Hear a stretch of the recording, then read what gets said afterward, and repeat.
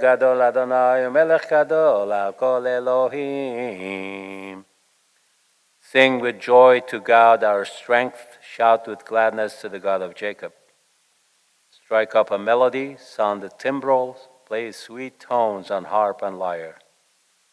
Sound the shofar on the new moon, on the full moon for our festive day. It is the law for the people of Israel. The God of Jacob sits in judgment. He ordained it as a decree for Joseph when he rose against the land of Egypt. Then I heard a voice I never knew. I removed the burden from your shoulder. Your hands were freed from the load. When you called out in distress, I rescued you. Unseen, I answered you in thunder. I tested your faith in the wilderness. Hear this warning, my people, Israel, if you would only listen. You shall have no strange gods among you. You shall not worship an alien god. I am your God who brought you out of the land of Egypt. Open your mouth wide, and I will fill it. That my people did not listen, Israel will have none of me. So I gave them over to their stubbornness. I let them follow their own devices. If only my people would listen to me, if the people Israel would walk in my ways. Then would I soon subdue their foes and strike out their oppressors. Enemies of the Lord shall be humbled, their doom shall be eternal. But you would I feed with richest wheat, with honey from the rock would I satisfy you.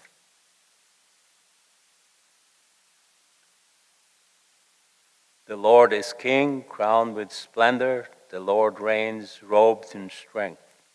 He set the earth on a sure foundation. He created a world that stands firm. His kingdom stands from earliest time. He is eternal. The rivers may rise and rage. The waters may pound and roar. The floods may spread and storm. Above the crash of the sea and its breakers, awesome is the Lord our God. Your decrees, O Lord, never fail. Holiness befits your house for eternity. מזמור שיר ליום השבת, טוב להודות לאדוני ולזמר לשמך עליון. להגיד בבוקר חסדך ואמונתך בלילות. עלי עשור ועלי נבל, עלי היגיון בכינור. כי שימחתני אדוני בפועלך, ומעשה ידיך ארנן. מה גדלו מעשיך אדוני, מאוד עמקו מחשבותיך. איש פער לא ידע, וכסיל לא יבין את זאת. בפרוח רשעים כמו עשב, ויציתו כל פועלי אבן. להישם דם עד עד ואתה מרום לעולם אדוני. כי הנה אויביך אדוני, כי הנה אויביך יאבדו. יתפרדו כל פועלי אבן, ותרם קרעם קרני בלותי בשמן רענן. ותבט עיני בשורי, בקמים עלי מרעים. תשמענה אוזני, צדיק התמר יפרח, כארז בלבנון יזכה. שתולים בבית אדוני, וחסרות אלוהינו יפריחו. עוד ינבון בשיבה, דשנים רעננים יהיו. להגיד כי אשר אדוני צורי, ולא עוולת בו.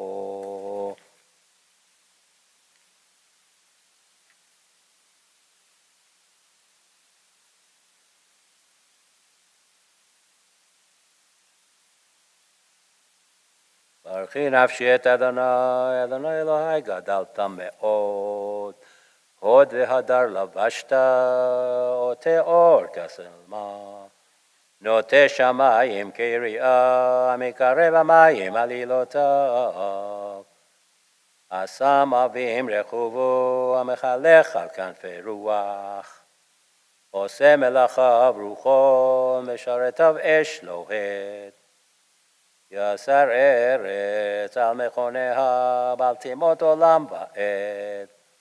תהום כלבוש כסיתו, על הרים יעמדו מים.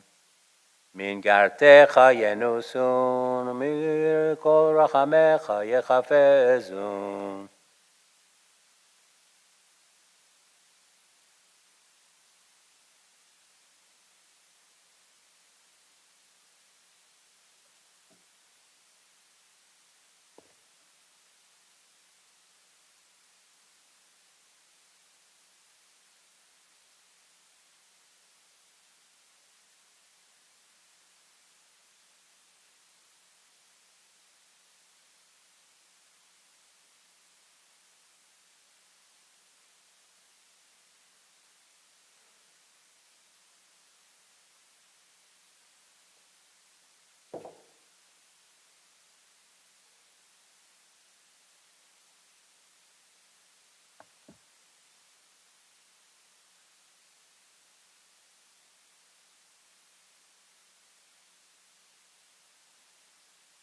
Welcome.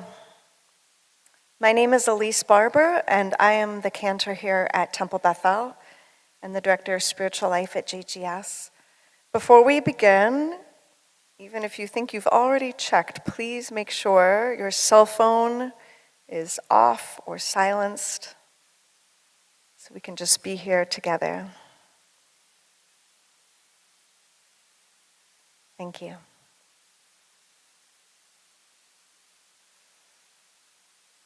We are gathered here today to honor and to lay to rest Bernard Milstein, Hebrew name Beryl ben Moshe Hirsch Vivivka, a loving man, an important presence in this world.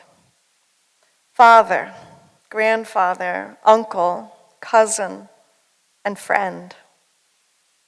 A man full of warmth, quiet, generosity, love, silliness, and devotion, who died on July 23rd, 2026, the Hebrew date, the 9th of Av, the Hebrew year 5786.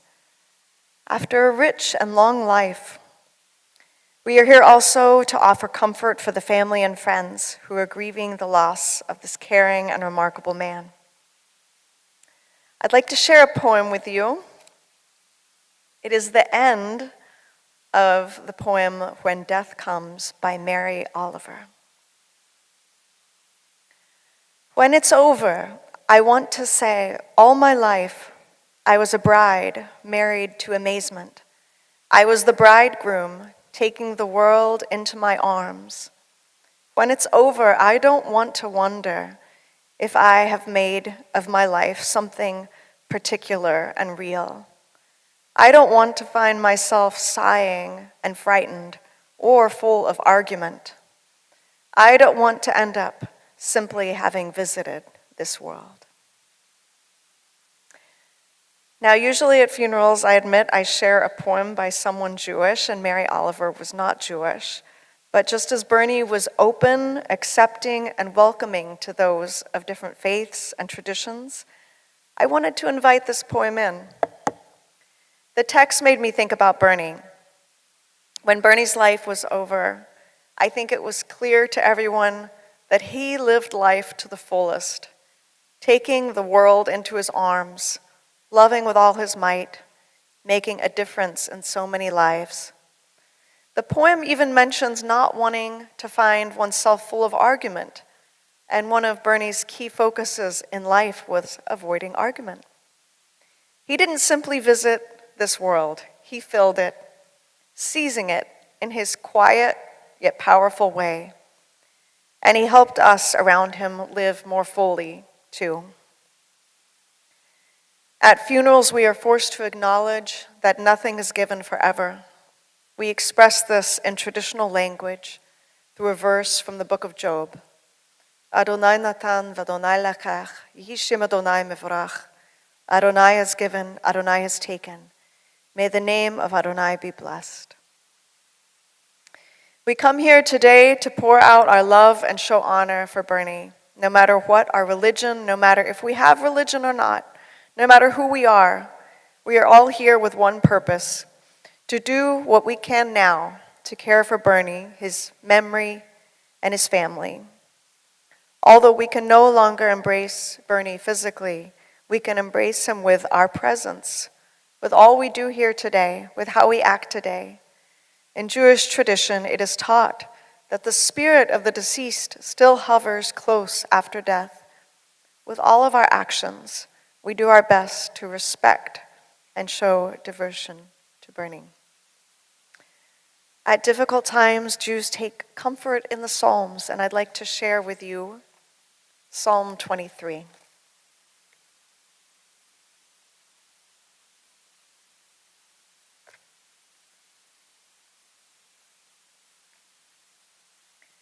Adonai roi lo achsar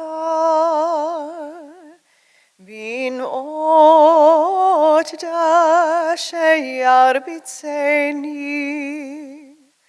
al mei menuchot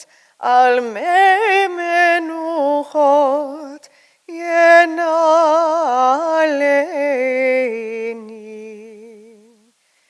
Nafshi yeshovev yancheni v'maglit tzedek yancheni v'maglit tzedek leman shemo Gam ki elech begeit al mavet lo irara ki ata imadi shivtecha umishantecha hema yanachamuni Taroch lefanai, shulchan neged zorai, dishanta vashemen roshi, kosi revaya. Ach tov v'chesed yedefuni kol yemei chayai v'shavti bevet Adonai leorach yamin. Adonai roi lo echsar, Adonai roi lo echsar. A Psalm of David. The Lord is my shepherd, I shall not want.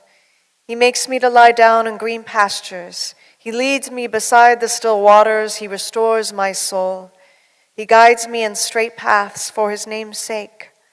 Yea, though I walk through the valley of the shadow of death, I will fear no evil, for thou art with me. Thy rod and thy staff, they comfort me. Thou prepare a table before me in the presence of mine enemies.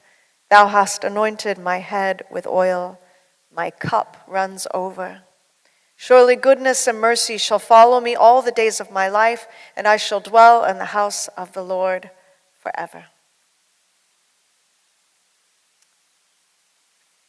So I'm sorry Rabbi Amy Walk could not be here today, but she did share with me remarks that she would like me to read to you. Rabbi Amy Walk wrote, "There is so much to say about Bernie Milstein. He was steady, dependable, and unassuming. I think of Bernie as quiet.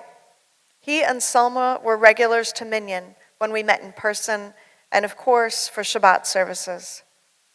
I have been Bernie's rabbi for over 18 years, and I never ever heard a complaint or criticism. Bernie was a team player. He loved our shul and gave his whole self to our congregation in every way that he was able. He appreciated all of our efforts, and he knew we are all human and mistakes would be made. I think of Bernie as easygoing. Bernie had a great smile, and it was his children and grandchildren who made him smile the most. Whenever he spoke about his family, he made sure I knew how proud and grateful he was. Honestly, for me, Selma and Bernie is one word. I see the two of them together, coming and going, sitting in the chapel or the sanctuary, enjoying kiddush lunch in our social hall. I know that Selma will feel alone in the days to come, and I also know that her incredible family won't allow her to be alone. It has been an honor to see how the Milstein family rallies to lend love and support to Selma and Bernie and to each other. The last time I visited with Bernie, he was really not conscious, so I did all the talking. I told him not to worry about Selma because I knew that his children and grandchildren would look after Selma. He squeezed my hand. It was the moment when I knew that he heard everything I was saying. That's from Rabbi Wallach. I would like to invite up Cousin Fred Sussman to speak.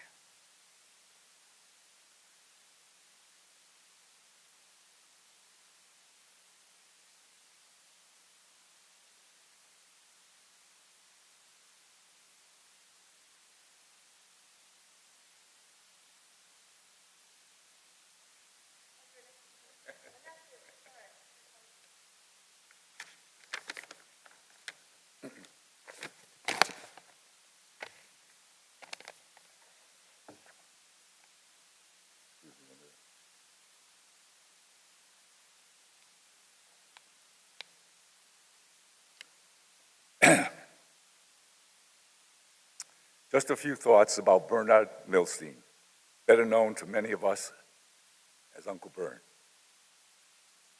After I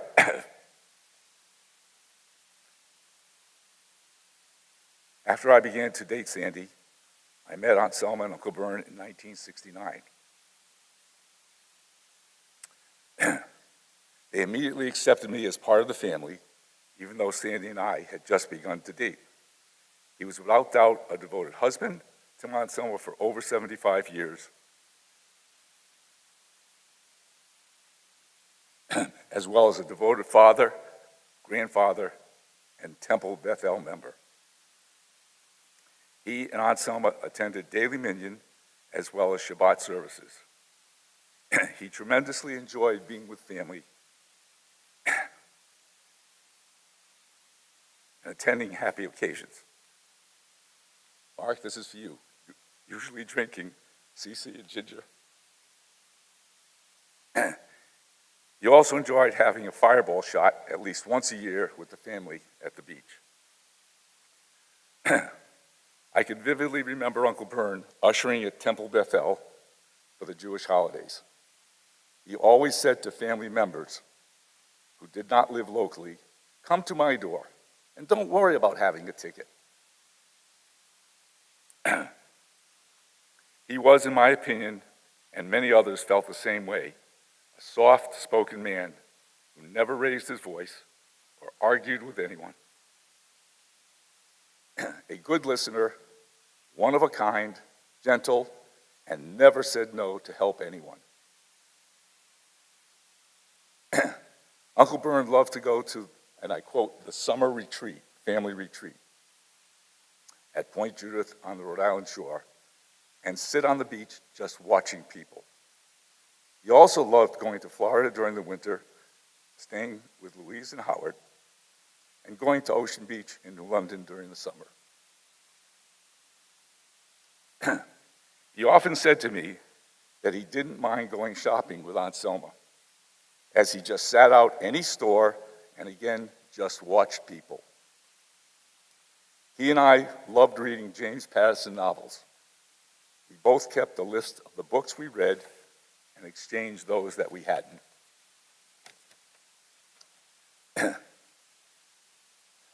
There is a poem that we read at specific services throughout the year at my synagogue in Stoughton, Massachusetts.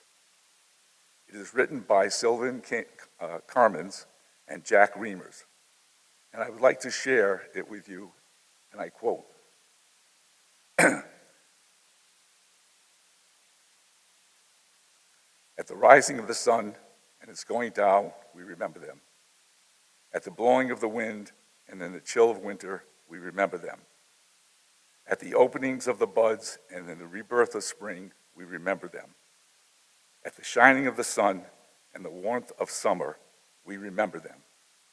At the rustling of the leaves and in the beauty of autumn, we remember them. When we are weary and in need of strength, we remember them. When we are lost and sick at heart, we remember them. When we have joy we crave to share, we remember them. When we have decisions that are difficult to make, we remember them. When we have achievements that are based on theirs, we remember them. As long as we live, they too will live, for they are part of us as we remember them." Uncle Bern was a true mensch and gentleman. We will remember him. Besides being a hardworking individual, I do not think he missed a day of work his entire career. I don't know the exact number of gallons of blood he donated to the Red Cross, but it was many. After retiring, he and Aunt Selma volunteered on a weekly basis at Rachel's table. A lecturing rabbi I once heard at a memorial service said, "With all my sadness, there is great joy for having known you. I want to thank you for the times we shared, for the love you gave, and the wisdom you spread." This, without question, speaks about Uncle Bern.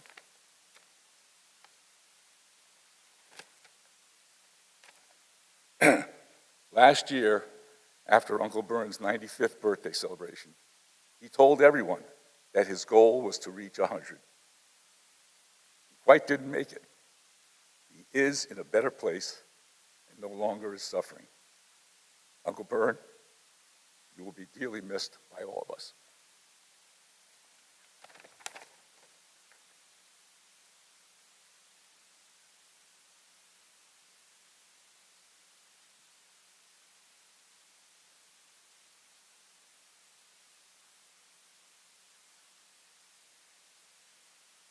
Thank you very much. And my apologies again, nephew Fred Sussman, not cousin Fred Sussman. Bernard Milstein was born September 1st, 1930, to Rebecca DeLotte Milstein and Morris Milstein in Springfield. He attended Technical High School and Porter Community College, where he studied tool and machine design. Selma told me that he was good at math, and he had a friend who had studied tool and machine design, so that was how he decided to get into that line of work. Bernie worked at Hamilton Standard. When asked what he did for work, he replied jokingly, "As little as I can get away with." But I don't think that's really the case. He designed tools and machine parts for planes, finding ways to adapt and redesign parts to build and repair. He served our country during the Korean War, where he was stationed in Germany. He never talked about his time in the army, but he received medals and visited Amsterdam, where he took several black and white photos. Now, if you know Bernie, you will think it odd that so far I've only mentioned Selma once. Bernie and Selma were a true couple together. Anytime we've talked about them at the synagogue, we never just say Bernie or just say Selma. It's always Bernie and Selma or Selma and Bernie. Now, let's see if I can get the story right. Selma had a friend through the JCC who went out on a double date that included Bernie. And Selma's friend really took a shining to Bernie. Well, Selma's 14th birthday was coming up, and her mother gave her permission to invite boys. Selma's friend brought Bernie, and Bernie thought Selma was nice. There started to be phone calls, and then dates out to the movies. She was 14 and he was 16 when they met. They didn't live close or convenient to each other. I think I was told that he lived in the North End and she lived in Forest Park. Yeah, okay. In order for Bernie to take Selma out on a date, he had to take 6 buses in one evening. 2 buses to get to Selma's house, to pick her up, 1 bus to the movies, 1 bus back to her house, and then 2 buses to return home. That's 6 tokens and 6 buses. I don't know how many of us would do that. A lot of effort, but Selma was worth it. Selma was 17 when they made the decision to get married after she finished high school. When they married, she was 18 and he was 20. 75 years after their wedding, they celebrated their marriage right here at Temple Bethel. When he died, they had been married for 75 and a half years and had been a couple for around 79 years. And they've lived in their house in Longmeadow since 1962. When I visited Bernie and Selma recently, even though Bernie was mostly confined to bed in hospice, he kept asking me about Selma. How is Selma? He was worried about her. He wanted to know she was okay. They had a wonderful long relationship. When I asked questions about Bernie to prepare to officiate this funeral, the family told me, quote, "You can't talk about Bernie without Selma. They were joined at the hip. Every story about Bernie is also about Selma," end quote. They did everything together. They just wanted to be together, even if it was simple. Selma was his dearie. That's what he called her. They would go out to eat for breakfast, and then Bernie was happy to drive her and wait for her while she ran errands and spent hours shopping. During a recent Hanukkah, Selma helped to prepare latkes. Bernie just wanted to sit near her while she worked. Just being with her was what he wanted and needed. I have had the pleasure of knowing Bernie and Selma for the past 15 years, and I have been in awe of their family. Not everyone is so lucky to have a family that sticks together, supports each other, spends holidays together, and goes on extended trips with each other.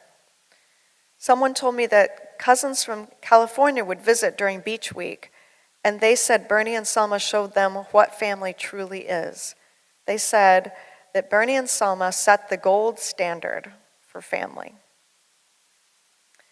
Diane told me that when she was growing up, her dad often took the family on long bike rides, sometimes 20 miles, sometimes in scary, not-so-bike-friendly routes. She said he was very kind and didn't dislike anything except a tangled phone cord and canned laughter on sitcoms. So he never watched sitcoms. Molly added that he also couldn't stand clocks in the same room not being exactly the same time. Even 20 seconds off would drive him crazy. Diane also had a clear memory of when she was 10 years old and Selma was in the hospital. Kids were not allowed to visit.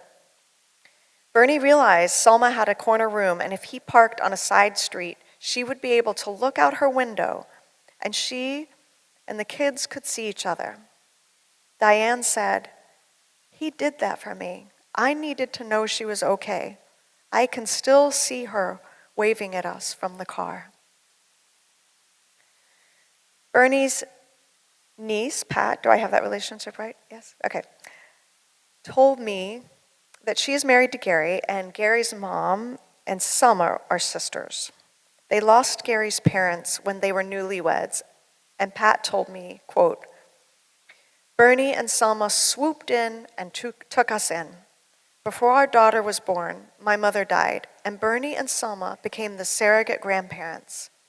When we adopted our daughter, we got back so late on the plane, but they stayed up and greeted us at the airport.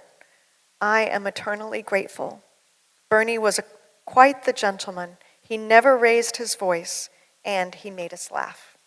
End quote. Mark told me that his dad assisted with Cub Scouts and always said yes if anyone needed help around the house. Major house projects, building, repairs. Bernie would selflessly lend a hand. He was great with his grandkids.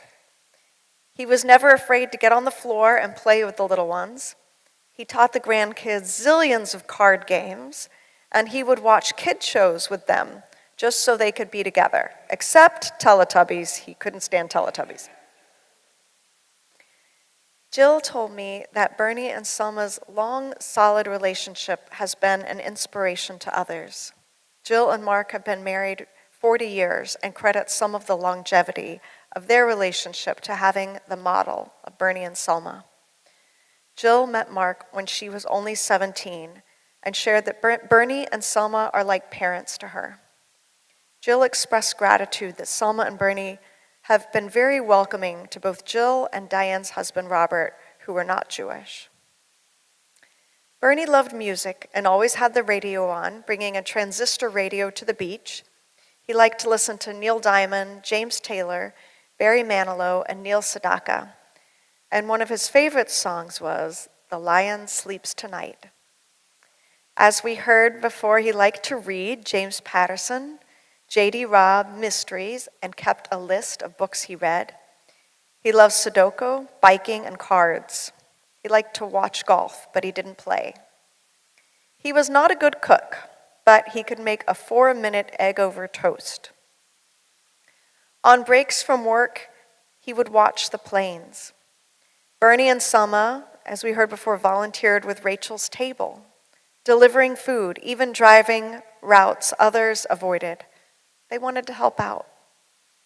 When Selma and Bernie visited Mark and Jill in Atlanta, they would sit on the porch and watch everyone go by. Bernie could also just sit and do nothing, staring at a blank TV or just being quiet, kind of like meditating. Some Bernie common sayings. It takes two to start an argument, and I'm not going to be the second. It's more important to have peace than to be right. Okay, this one I'm not sure about. I'm a rep of pumpity. Is that right? Is that right? Okay. And even at the end of his life, if someone sneezed, he would say, God bless me and to hell with you. And I'm not going to share the one he first said in the kitchen about the flame that continued. Bernie was a quiet guy, not demonstrative, but you could tell how he loved you by how he acted, how he treated you. Judaism was central to Bernie's life. He really showed up and was part of the community. As we heard earlier, he ushered at high holidays. And the family told me that Judaism was ingrained in Bernie. It was just who he was and what he did. In Judaism, we are taught to strive to say 100 blessings every day. Many of these blessings are part of the 3 prayer services, morning, afternoon, and evening, but we also say blessings when we are in awe of something in nature, or when we see a scholar, or when we express gratitude for food, and there are many possibilities for blessings. These are traditionally all blessings prescripted by our rabbis. But think of all the blessings Bernie shared. He was the giver of so many blessings and the recipient of so many blessings too. This week, we read the Torah portion called Ekev, Parashat Ekev. Ekev literally stems from the Hebrew word for heel, like the heel of your foot. But it means because, as a consequence of, or if. How fitting. Because of, as a consequence of Bernie and the thoughtful way he lived his life, we are here today, full of his blessings. I'd like to share one more poem with you. When All That's Left Is Love by Rabbi Alan Meller. When I die, if you need to weep, cry for someone walking in the street beside you. You can love me most by letting hands touch hands and souls touch souls. You can love me most by sharing your simchas, your happy occasions, and multiplying your mitzvot, your acts of kindness. You can love me most by letting me live in your eyes and not in your mind. And when you say Kaddish for me, remember what our Torah teaches. Love doesn't die, people do. So, when all that's left of me is love, give me away.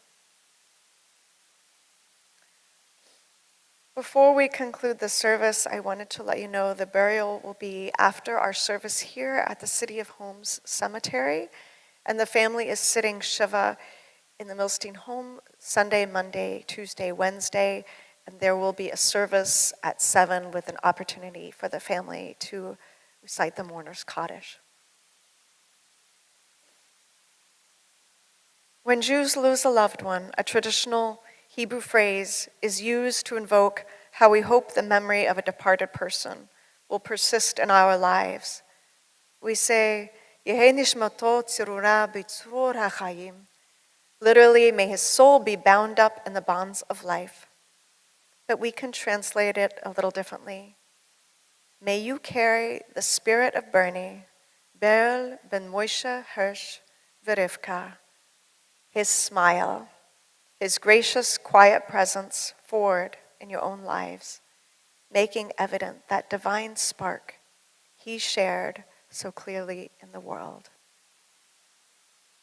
I invite you to rise either in body or in spirit as I recite the El Malei Rachamim prayer.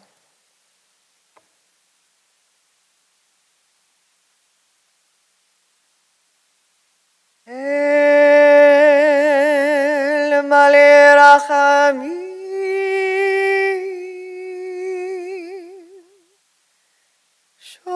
Shochein Bamromim